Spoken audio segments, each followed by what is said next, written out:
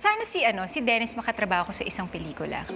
Tila na manifest ni Jen ang wish dahil finally makakasama ni Jen Lynn ang mister at kapuso drama king Dennis Trillo sa upcoming romantic comedy film na Everything About My Wife, na Philippine adaptation ng isang Argentinian film.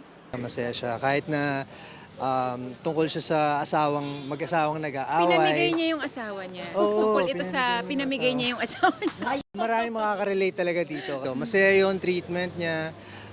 Maganda yung pagka-adapt niya with the Filipino twist. Nakaka-relate ka ba dito? Oo. Hindi.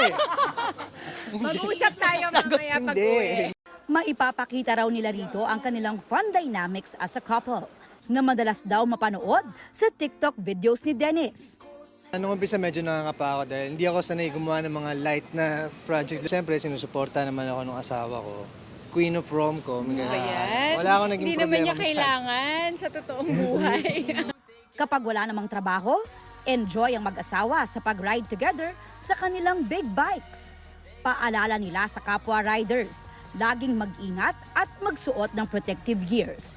Nitong weekend, nagka-minor accident si Jen, na out of balance daw siya dahil sa madulas na daan. Kitang-kita ko nasa harapan ko kasi siya, tinitingnan ko siya habang nangyayari yun. So, ayun, nakakabigla dahil first time namin ma-accident sa kalsada talaga.